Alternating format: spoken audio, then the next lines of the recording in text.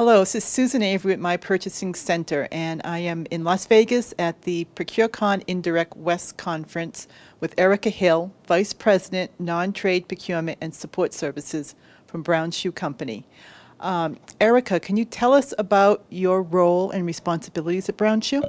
Sure. So I am, as you mentioned, the Vice President of Non-Trade Procurement and Support Services. Effectively, what that means is I have responsibility, or my team has responsibility, for buying most of the things that don't go directly into the shoes. So we have responsibility for the categories of marketing, HR, facilities maintenance, etc. I also have responsibility for day-to-day purchasing. So I have buyers on my team as well that are really focused on ensuring that we're getting purchase orders to the right suppliers on time, the deliveries are coming in on time, and they're meeting our service specifications. From a support services perspective, I also have responsibility for our mailroom operations and our reception area.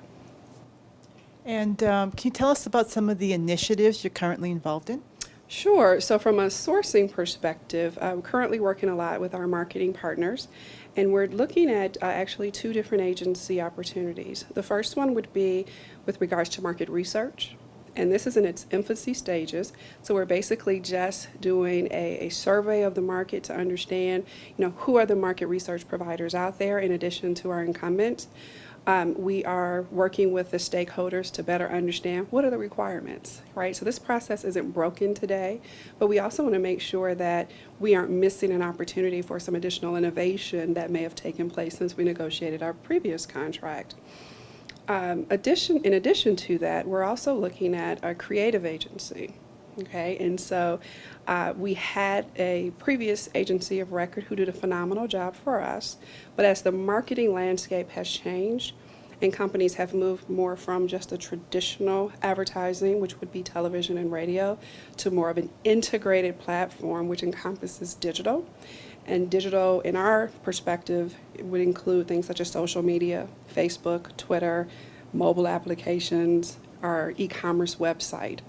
So we're partnering with another part of our marketing organization to help to identify an agency that will be our partner going forward that will help us to grow, and quite honestly will grow with us as we endeavor to become the #1 destination for footwear.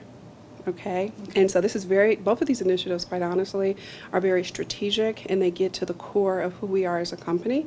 So we're very excited to be partnering with our marketing partners on this. We're also looking at, on the non-sourcing side, process improvements. And so we're looking at some of our functional areas and really looking at the buying process to see are there things that we can do to make the process seamless for the stakeholders, because at the end of the day, they're most interested in, hey, can you make sure that I'm getting what I want, when I want it? Sometimes I'm interested in the supplier, sometimes I'm not, but at the end of the day, if I need this Tuesday by 12, please help me to make sure I get it Tuesday by 12. So we're looking at the tactical piece of the organization as well, just to ensure that we are helping them and being a good partner there and streamlining and taking out any of the noise that may exist today. Marketing was a hot topic today. Yes. Can you tell me a little bit about the value of procurement being involved in the marketing spend?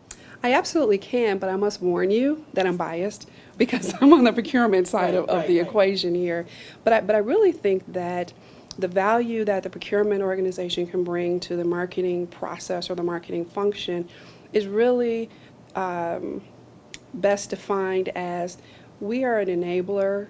We are there to work with them to help them to achieve their goal. Okay, yeah. So we're not marketeers or marketing professionals. Excuse me. And I think most of us understand that. And really, I think if you sit down at the table with the marketing organization from the perspective of you're listening, you want to understand what the challenges are, you want to understand, what they're trying to solve for, and then really thinking through, okay, so if this is the common goal, how can we best be of help to benefit this process, versus approaching it from the perspective of we're from procurement and we're here to help. So stop everything that you're doing because it's horrible. We know what we need to do here because we're procurement, and that's just what we do. I think that's the absolute wrong approach, and I think that when most procurement organizations take that approach, the outcome is not really one that they're proud and sort of want to use as a best practice. Now, you've been involved with ProcureCon for a while now. Can you tell us a little bit about your involvement? And I believe you managed a session yesterday, a breakout session on HR benefits. Can you provide our listeners with some pointers from that session? Absolutely. So I've been involved with if I could speak, for ProcureCon for I think this is my fourth consecutive year, and I find this organization to be phenomenal. It is really a great opportunity to interact with practitioners such as myself and really get a candid viewpoint with regards to some of the things that they're doing. It also helps to validate some of the things that my organization either is or is not doing. And so I'm always happy to come back and excited to come back and participate actively in this event. This particular event here in Vegas, I facilitated a session, as you mentioned, on HR benefits.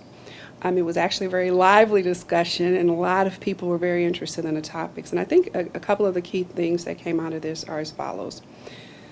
The first is when you're looking at HR benefits, a lot of people get really fixated on the big line item, the big number, because it's a pretty big spend. Healthcare is expensive if you see the news, and we all understand that healthcare costs are projected to continue to rise. And so a lot of times we look at that number and we think, oh my gosh, if we could save 20% off of that, we would really move the needle. The caution there is that when you look at that number, typically 80% of that number is based on healthcare cost. So that's the cost when you and I go to the doctor. That's the cost of the care. The second thing is, really figure out a way to partner with your HR partners. Okay, and I don't mean to be redundant there, and I chose those words for a reason. The HR organization or the benefits organization has to be thought of as a partner in this process, because at the end of the day, it's a very specialized area, and there are very few procurement practitioners that understand benefits the way a benefits administrator would understand them. So you really want to partner with them as you go through this process. The third is, typically HR organizations have relationships with consultants. And so think about, how do you want to leverage those consultants? What part of the strategic sourcing process are you going to perform from a procurement perspective? What parts or what input are you going to accept and quite frankly encourage from your consultants? And then how does that blend with the expectations you set with the benefits partners at the table? Because the reality is, if you set clear expectations up front, you can have a very successful outcome at the end where all three constituencies are happy.